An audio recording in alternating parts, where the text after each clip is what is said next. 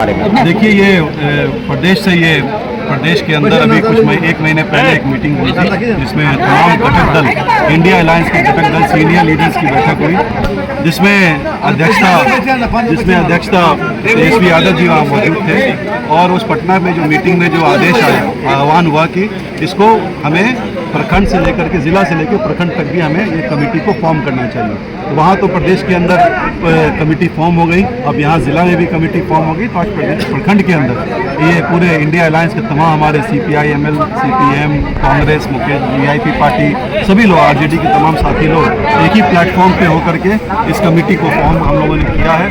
और इसके तहत कोशिश ये है, मेन मुद्दा है कि मेन एम है कि हमें यहाँ से जब ये जो कमेटी बनेगी वो पंचायत लेवल पे जाएगी, बूथ लेवल तक जाएगी और वहाँ पे हमारी टीम फॉर्म होगी जो बूथ पर जो जब इलेक्शन जब लड़ते हैं कोई भी तो बूथ मजबूत होना चाहिए और पंचायत मजबूत होना चाहिए। तो उन मुद्दों कौन से मुद्दे पर हम लोग जाएंगे, कौन सा इशू होगा और किस तरीके से कोऑर्डिनेशन के तहत तमाम पार्टी और दल एक साथ होकर के उसको उस मुद्दों को ले जा करके वहाँ तक पहुँचाने का काम करेंगे। क्या लगता है इस तरह के बैठक से जो है इंडिया गठबंधन पहले से मजबूत हो रहा है? बहुत मजबूत हुआ है और बहुत ही मजबूती के साथ हम आने वाला जो चुनाव है उसको लड़ेंगे। और निश्चित तौर पे जो मुद्दे हैं आज पूरे बिहार के अंदर, मुद्दा क्या है? सबसे बड़ा मुद्दा है पलायन का, सबसे बड़ा मुद्दा है पलायन का, सबसे बड़ा मुद्दा है बेरोजगारी का, महंगाई का, भ्रष्टाचार का। ये 4-5 इतने अहम मुद्दे हैं बिहार के अंदर जिसकी लड़ाई आज हम लोग हमेशा जब से हमारी सरकार नहीं तब से हम लोग लड़ने का काम कर रहे हैं, सदन के बाहर भी और सदन के अंदर भी। और निश्चित तौर पे इस बार लोगों का के अंदर ये भाव बना है कि बिहार के अंदर बदलाव और परिवर्तन जरूरी है। और निश्चित तौर पर परिवर्तन के तौर पे कहीं ना कहीं हमारे लीडर तेजस्वी यादव जी को भी देखा जा रहा है और इंडिया अलायंस के तमाम साथी लोग उस पर कहीं ना कहीं एकजुट भी हैं और मिल करके हम लोग मजबूती से चुनाव लड़ेंगे और चुनाव को जीतने का। आपने भ्रष्टाचार का जिक्र किया, आपके विधानसभा क्षेत्र अंतर्गत केवटी और रैयाम थाना के अंदर काफी ज्यादा भ्रष्टाचार है, ऐसा लोगों का कहना है, क्या कहेंगे? देखिए मैं ज़्यादा इस पे क्योंकि टिप्पणी नहीं कर सकता हूँ, लेकिन मैं ये ज़रूर कहूँगा कि ये जो शिकायत आपके पास आई है वो शिकायत मेरे पास भी आई है और थाना ही नहीं ब्लॉक की भी हालत वही है। हर चीज़ पे कहीं ना कहीं पैसे की उगाही हो रही है, चाहे आपको इंदिरा आवास बनाना हो, चाहे वृद्धा पेंशन बनाना हो, चाहे कोई कागज़ बनाना हो, हर चीज़ का कहीं ना कहीं रेट फिक्स हो गया है। और उसकी वजह से क्या दिखाता है कि अफसरशाही है। ये पूरे बिहार को अफसर सरकार चला रहे हैं, नीतीश जी सरकार थोड़ी चला रहे हैं, वो तो कहीं ना कहीं अचेत अवस्था में है। ये पूरा कहीं ना कहीं 4-5 जो मंडली है जो कहते हैं कि ये अधिकारियों की, वो इस पूरे स्टेट को चला रही है। और नहीं, मैं तो मानता हूँ कि कहीं ना कहीं ये दिल्ली में जो रिमोट कंट्रोल है भारतीय जनता पार्टी, वो इस बिहार को चलाने का काम कर रही है। बहुत परिचय दीजिए। सुभाष कुमार यादव, जिला प्रवक्ता RJD दरभंगा। अभी जो आज इंडिया गठबंधन का जो समन्वय समिति का बैठक हुआ है वो प्रदेश के द्वारा तय किया गया है कि हम लोग बूथ स्तर तक, पंचायत स्तर तक और प्रखंड से लेकर के मैंने वहाँ अध्यक्ष बनाएंगे और जा कर के वहाँ काम करेंगे।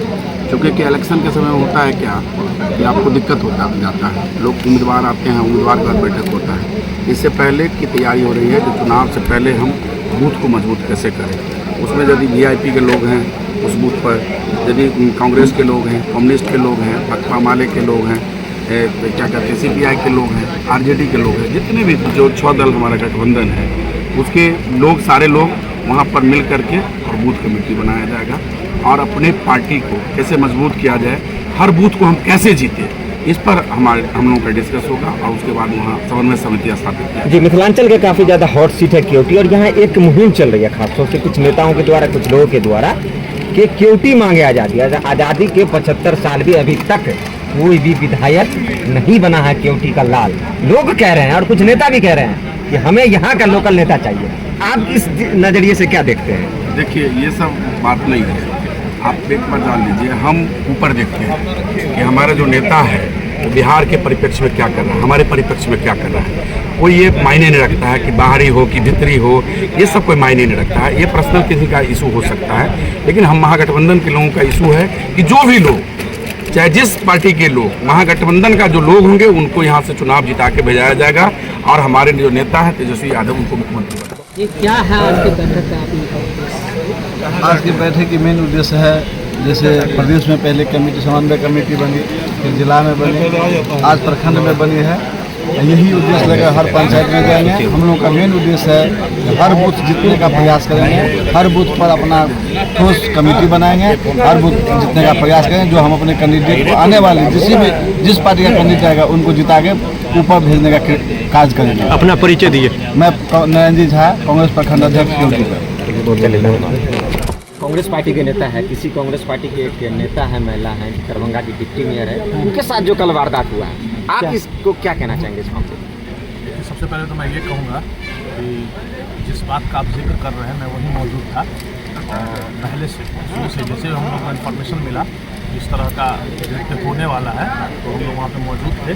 पहले तो बात थी कि ये धरना प्रदर्शन करेंगे और पुतला दहन करेंगे, जिसके लिए हम लोग पूरी तरह ये थी कि वो तो उनका संवैधानिक अधिकार है, कर सकते हैं। लेकिन बाद में ये पता चला कि वो उनके चैम्बर में घुस करके कालिक पोतेंगे, इस तरह का काम है। किसी महिला के साथ इस तरह का व्यवहार करना तो कहीं भी उचित है नहीं, जिसके लिए हम लोग कांग्रेस के सभी साथी वहाँ पर मुस्तैदी से खड़े होकर के और इस कृत्य को होने नहीं दिया।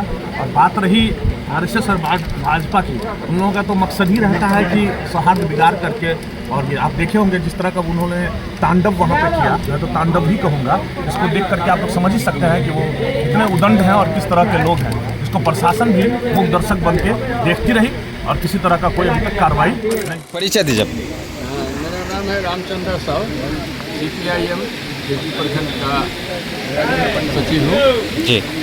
आप जिससे से बाइक ले रहे हैं आपने प्रश्न किया क्योंकि मांगे जाती पूरे बिहार में आज तक, और हम समझते हैं कि गुलाम सरवर जो बाहर के उस विधायक का जोड़ा आज तक बिल्कुल सही कहा आपने।